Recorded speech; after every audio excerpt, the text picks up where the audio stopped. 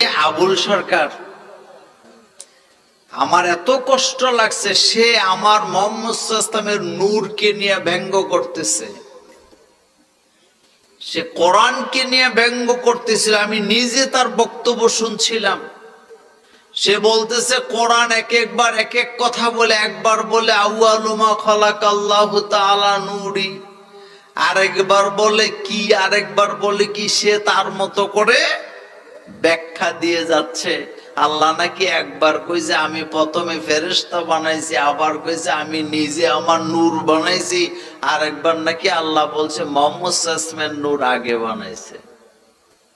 আওয়ালু মা খালাকুল্লাহ ইশক, প্রথম সৃষ্টি ইশক। আওয়ালু মা খালাকুল্লাহ মিন নূরি, নূর, প্রথম সৃষ্টি নূর। আওয়ালু মা খালাকুল্লাহ আরশ, প্রথম সৃষ্টি আমার আরশ। দেখেন, আওয়ালু মা খালাকুল্লাহ রূহ, প্রথম সৃষ্টি আমার রূহ। কয়টা হয়েছে? এক মুখ হয়েছে, দুই কথা কয়। হ্যাঁ, মুখ কয় না হুক কয়? এক মুখে দুই কথা কইলে এক মুখ থাকে, এত মুখ থাকে না, এত হুক হয়ে যায়। বাউল গানে আপনারা যারা গেছেন,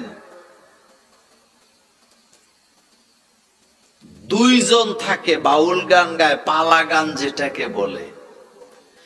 আপনারা অন্তর থেকে, আমি যারা গেছেন, যারা যান নাই তাদের দরকার নেই, বলেন তো ওই বাউল গান যারা গায় বা পালা গান যারা গায়, তাদের গানের মধ্যে অশ্লীলতা আছে নাকি নাই? আছে। মায়ের বুকের দুধ নিয়ে কথা বলে, মানুষের পাছা নিয়ে কথা বলে, মানুষের গোপঙ্গ নঙ্গ নিয়ে কথা বলে, বলে নাকি বলে না? কিন্তু আপনারা যারা আমার সামনে বসে আছেন, বলেন তো এই কোরআনুল কারিমে একটা অশ্লীল কোন শব্দ আছে? সুবহানাল্লাহ পড়েন। একটা অশ্লীল কোন শব্দ কোরআনে আছে? 30 পারা কোরআনের কোথাও আপনি একটা অশ্লীল শব্দ পাবেন না। অথচ স্বামী স্ত্রীর কথা কোরআনে আছে নাকি নাই? বিয়ের কথা কোরআনে আছে নাকি নাই? সন্তান জন্ম দেওয়ার কথা কোরআনে আছে নাকি নাই? কিন্তু অশ্লীল কোন শব্দ নেই। এটা কোরআন, এটা পবিত্র কিতাব। কিন্তু বাংলাদেশে দুইটা গ্রুপ আছে,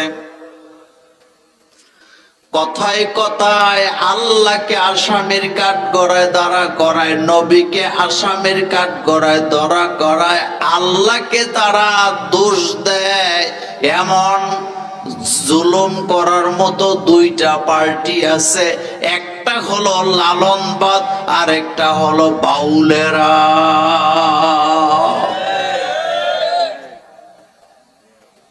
মনোযোগ আছে আপনাদের? লালুন্যায় গান লেখছে কি শুনেন,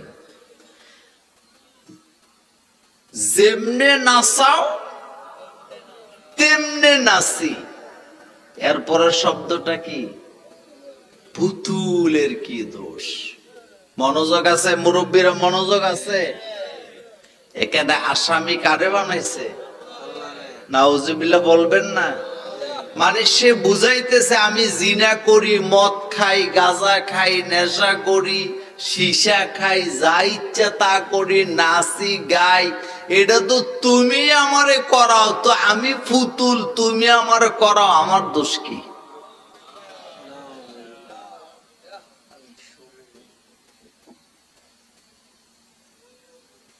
এই বছর লালনের আখড়া মেলা হইছে, 12 মন গাঁজা বেচা হয়েছে।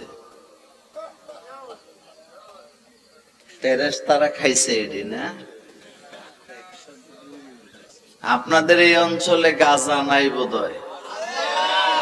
আচ্ছা, যেডি গাঁজা খায় এটির কমন সেন্স ঠিক আছে নি? হেতে দক্ষিণে যাইতে কইলে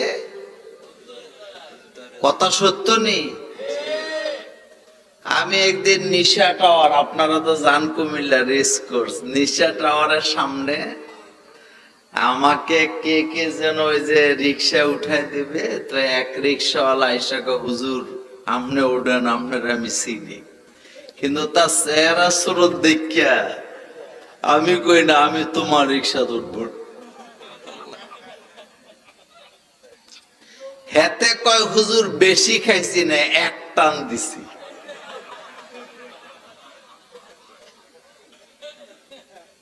চিন্তা করছেন?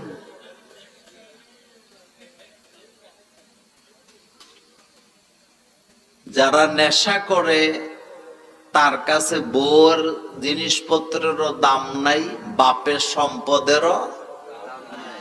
কথা কি ঠিক? বাংলাদেশে আমার একজন আত্মীয়, কথা তো রেকর্ড হয়, তিনি চিফ ইঞ্জিনিয়ার ছিলেন। তো ওনার ছেলে নেশা করত। আমি ওনার জানাজার ইমামতি করেছি। উনি ওসিয়ত করে গেছে মোল্লা নাজিম আমার জানাজা পড়বে, কিন্তু আফসোস ছেলেদেরকে কোরআন পড়াতে পারে নাই। ছেলে নেশা করত, ওনাকে পিস্তল ধরতো মাথার মধ্যে, যতক্ষণ টাকা না দিত ছেলে যাইতো না। আচ্ছা বলেন তো, একটা ছেলে বাপের সম্মান করার কথা না? কিন্তু সে পিস্তল ধরছে কিসের জন্য? নেশার জন্য। কিসের জন্য? একটা পরিবারে যদি একটা নেশাখোর থাকে, এই পরিবার কি ধ্বংস। একটা পরিবারের সমাজে যদি, একটা গ্রামে যদি 5টা নেশাখোর থাকে, পুরো গ্রামটা কি?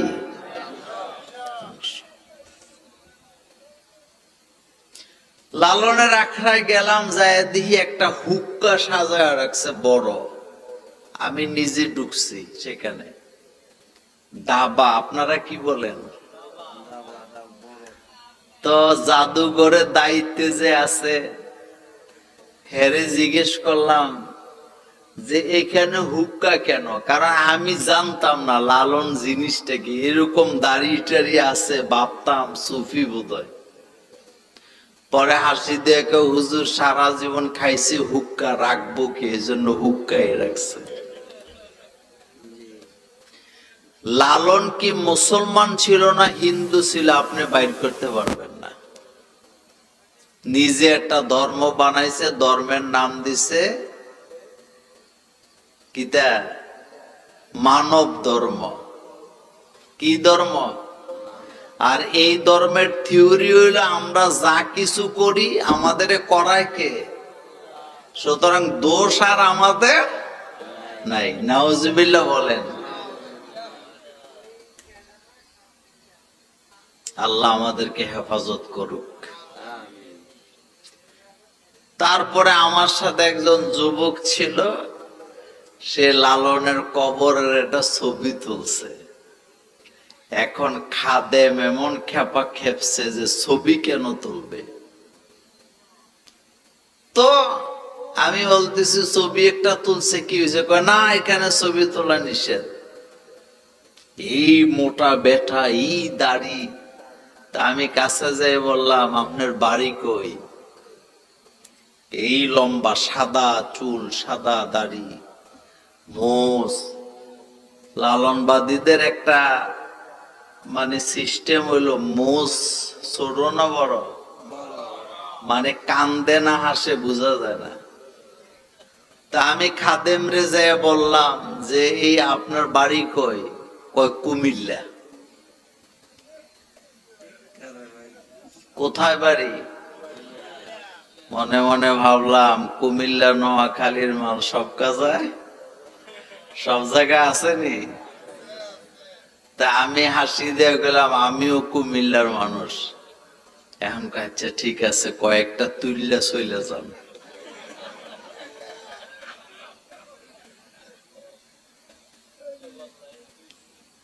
এই যে কথাটা বললাম, বলেন তো, আমি মদ খাইয়া যদি বলি যে আল্লাহ আমারে খাওয়াইছে, আমি কি মোমেন না কাফের? আমি জিনা কইরা যদি বলি আল্লাহ আমারে দিয়ে জিনা করাইছে, আমার ঈমান আছে না গেছে? তো যেমনে নাচাও তেমনে নাচি, পুতুলের কি দোষ? ফাইজলামি করার জায়গা পাও না মিয়া। আমি আমার বাড়ি তিতাসে তো এক এই রকমের ভণ্ড, আমার বাপের আবার সে দোস্ত মানুষ। আমার একদিন ছাত্র জীবনের কথা, উনি আমারে বলতেছে তাব্বাতিয়া দিয়ে সূরা দিয়ে নামাজ পড়লে নামাজ হবে না। মনোযোগ আছে নি? কোন সূরা? মানে শয়তান না মাথা তো। আমি তো বুঝি নাই। আমি বললাম যে হবে না কেন? কয় তুমি নামাজে দাঁড়াই আরেকজনের জন্য বদদোয়া করতেছ, তো তোমার নামাজ হইব কেমনে? তো তাব্বাত ইয়াদা সূরার মধ্যে আসলে তো বদদোয়াই নাকি? আর বদদোয়াটা আমরা কারে দেই? আবু লাহাব রে। কারে দেই? আমার মুরব্বী বাবারা বুঝতেছেন না কথা। এখন উনি আমারে বলতেছে তোমাদের নামাজ হবে না, এই জন্য আমরা মসজিদে যাই না, নামাজ পড়ি না। আমার বাপের বন্ধু মানুষ, আমি তো বুঝি নে, তাকায় আছি। কি কথা মাথার মধ্যে কত শয়তান ঢুকলে এমন কথা বলা যায়?